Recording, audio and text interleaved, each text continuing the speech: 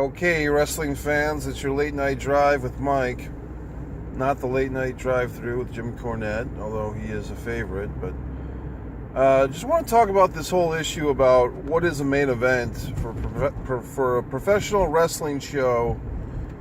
The big topic or the big question some might have is the last match on the show, what closes the show, is that your main event 100% of the time? I say no, not necessarily.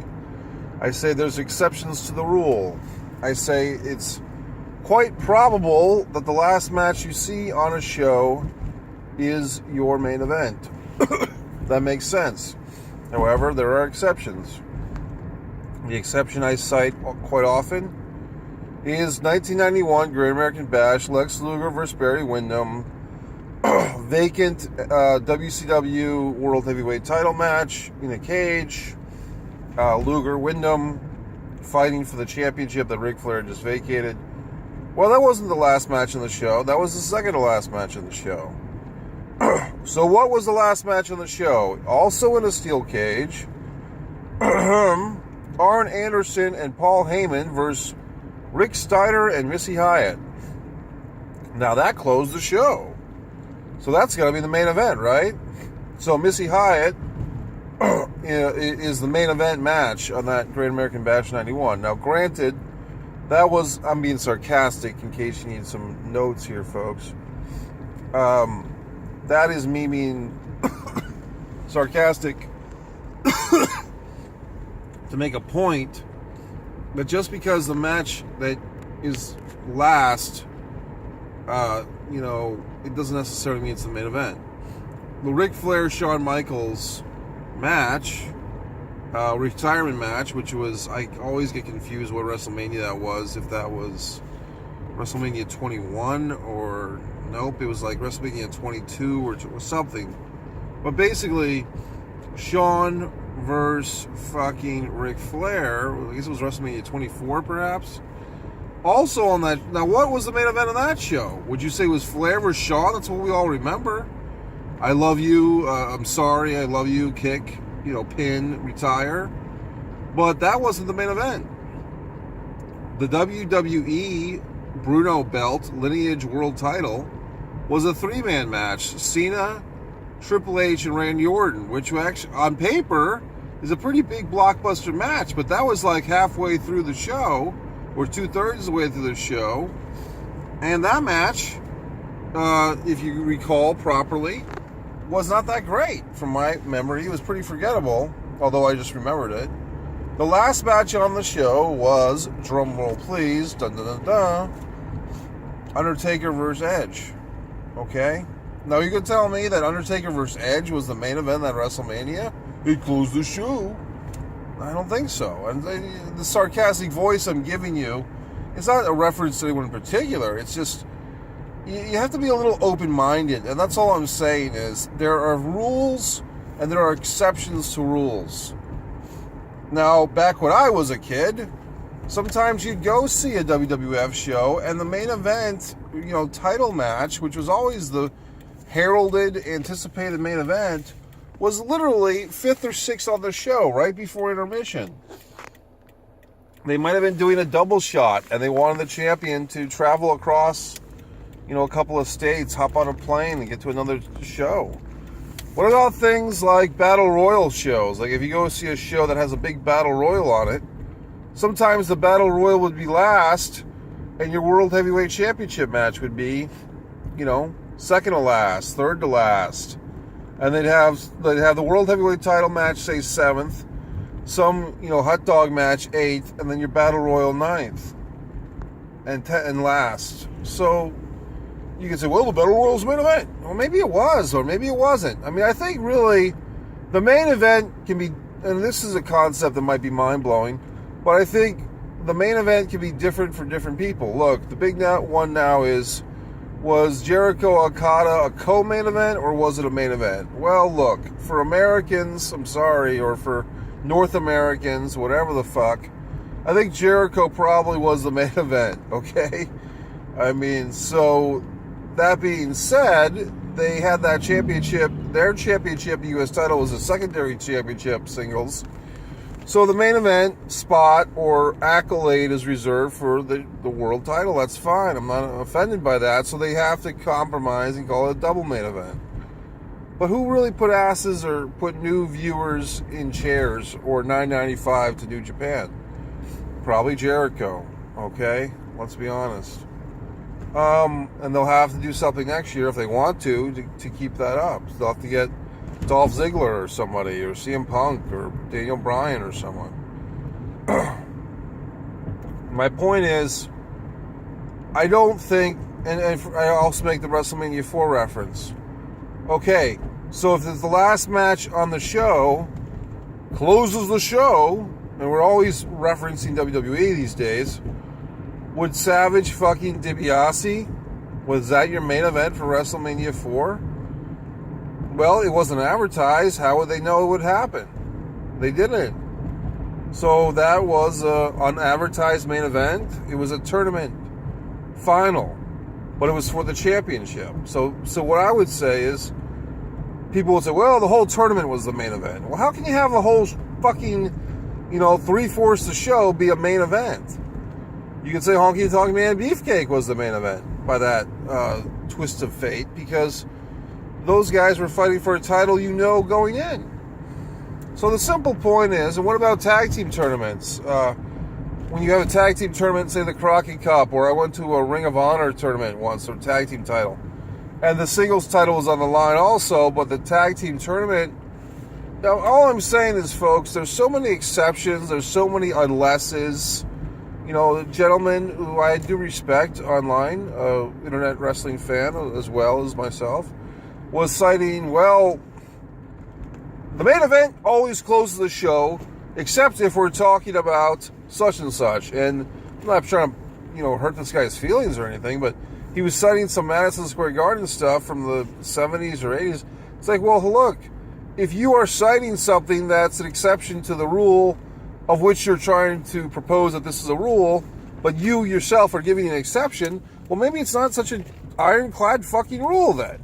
It's not an insult to the guy or to anybody. I'm just saying, if there's all these exceptions, if there's all these unlesses, if there's all these yeah buts, let's not make all these grand claims of things, okay? And I don't want to say it's only wrestling, because I'm not one of those assholes that diminishes everything and says, well, it's only wrestling. But when it comes to main event stuff, like what constitutes a main event, I think we can get off our fucking, high horses or our, stick in the ass routines and just say, most times the final match on the show of any wrestling, most times say 8.5 out of 10 to be fucking exact, the main event goes on last, 8.5, or say 9 or 9.5.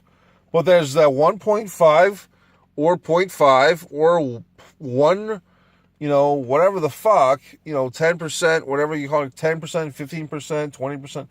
Sometimes it's not, it's not a big deal. It's just, I hate when people get so worked up about it. Well, Chris Jericho and Triple H was the main event of WrestleMania 18. But the real main event was Rock Hogan. But they should have said, come on. Sometimes there are matches that command more attention on any given show just because they do than the World Heavyweight Championship match or what's been predetermined as the main event or whatever. So it's not really I'm just trying to make a point, and I'm not trying to be a dick in the ass or fucking hurt anyone's feelings, but just saying that this whole main event thing, I've been to plenty of shows, folks, trust me. Okay, look, ECW Barely Legal, here's another goddamned example. What was the main event of that? Taz vs. Sabu came to mind, didn't it? Well, guess what? It was Raven vs. Terry Funk. Was Raven vs. Terry Funk? Well, that closed the show. It was a 2-minute match. It wasn't necessarily going to happen because they had that 3-way dance. The 3-way dance faces the winner, faces Raven. So you went into this pay-per-view, the first pay-per-view for this company, not even knowing who your fucking match was, which your main event was. Well, the main event closes the show, and it's the world title match. It's Raven against the challenger to be named at the pay-per-view. So, what would you say the advertised main event then was? On the shirt is pretty tricky. It's got Taz and Sabu with a nice square off. But on the back of the shirt, I think it says the main event is Raven versus whoever the fuck. Question. So, I mean, it's just... Point is, I'm just trying to convey a message here. Just open up your mind a little bit. It's not every single show, every single wrestling show. There are exceptions to these rules. That's all I'm saying. I'm not saying that most times it's not. Most times it is. I would also make a case that if a singles championship that is deemed more or less to be the number one singles championship in your company is on the line, then that should be, in my estimation, the main event of any given fucking show. So if you have, Triple H and Jericho, in theory, at 18 would have been the main event, except you had this once-in-a-lifetime blockbuster off-the-charts match, Rock Hogan. I'm not trying to be a jerk. I'm just saying this is something that's been my cross, so to speak, because a good pal of mine disagrees, and a lot of people just get really worked up about this for some fucking reason. They just hold on to this like precious gold. I think even good old Conrad Thompson arcs on about it. So what would you say WrestleMania 9 main event would be then, Conrad, or whoever the fuck? Would it be Yokozuna versus Hogan? Well, it wasn't advertised. So what's that, a bonus main event? Point is, it's negotiable. What is your main event is a tinge negotiable. And so sometimes wrestling fans get really caught up in stuff. This is not baseball analytics. This is not Billy Bean type of shit, folks. It's wrestling. It's flexible. It's negotiable. It's supposed to be fun. And sometimes we just get a little too intense about it. And just this whole main event thing. What constitutes the main event? I mean, I find myself making fun of it, or making fun of people who get so worked up about it. I get worked up, obviously, about a lot of fucking wrestling things, but for some reason, this whole thing about does the main event have to be the last match on the show, I come at it from the point of view of not always. That's my answer. And I just encourage those that are so holding on like precious fucking fibers of their being that the fucking last show, close the show, that's the main event. You know why you think that way? Do you want to know why? Because most of your wrestling is probably WWE oriented. Whether you're watching New Japan or Ring of Honor now or something else, TNA even, you've been trained by WWE pay-per-view era, okay? So say, whatever the fuck onward, when pay-per-view really became the thing, which was probably 89, if you think about it, because for the 3 or 4 years before that, you didn't have a lot of pay-per-views. But say, like, from 89 on, you were more or less trained that your main event is the last match. What about SummerSlam 92? World title, Savage Warrior, wasn't the last match. It was the Intercontinental title match. Was that because Bulldog was, from Europe? British? Or what? I mean, I'm just saying, once again, there are exceptions to rules. 99 times out of 100, you could say, if you had to go there. Shawn Michaels versus Vader, SummerSlam 96. SummerSlam 2002, The Rock. Well, once again, for me, Triple H and fucking Shawn Michaels is what got me to watch that show or be really emotionally involved. Street Fight. Blah, blah, blah. Look, I went to a SmackDown taping a couple of years ago in Providence, 3 or 4 years ago, because the fucking Dudley Boys were coming back to town after 10 years of absence from the WWE. Now, they beat the fucking Ascension in like the first match of the goddamn show. But for me, that was the main event. Whatever the fuck else happened on SmackDown that night, which I can barely fucking remember. I think Seth Rollins might have been there, or maybe it was Raw. I don't know. Seth Rollins might have done a speech. Something might have happened, and something might have happened. But I remember that the fucking Dudleys were there and beat the Ascension, and I came to see the Dudleys. So that was my main event. So my point is, you can have your own personal main event. You can say that Rock and fucking Triple H was your main event. I can say, whatever the fuck was my main event. WrestleMania last year. I guess it was WrestleMania 33. How many matches were in that thing? A lot. Like 14? Well, if you go up and down the fucking card, you could say that Kevin Owens and Jericho was actually pretty highly promoted and went on second. Shane and fucking AJ was highly promoted. And it was what? The first match on the pay-per-view? What would you say? Would you say Reigns and Undertaker was the main event? Well, that's an interesting choice. It was a sloppy, boring, besides the storyline aspect, it wasn't a particularly good match. Brock and Goldberg was a good match. That was a Universal title. So on and so forth, so on and so forth. Once again, belaboring the point, giving you a million fucking examples here, that not every single show's main event is the last match on the show. There are exceptions. If we have to review, once again, Wyndham Luger, Bash 91, countless WWF shows throughout the course of human history and events, where Hogan or Bruno or Backlund or hashtag whoever the fuck did not wrestle last. All these WrestleManias I'm talking about, all these other things. Ironically enough, for those that never experienced NWA or WCW, most of the time their World Heavyweight title match did come last, but there were exceptions, such as Bunkhouse Stampede main events, and so forth, and Crockett Cup tournaments, and so on. There's always exceptions. I think that could be the name of this fucking video. There's always exceptions. The main event doesn't always go last. Mike Messier, and just trying to help people out to think a little bit. Think outside their comfort zone.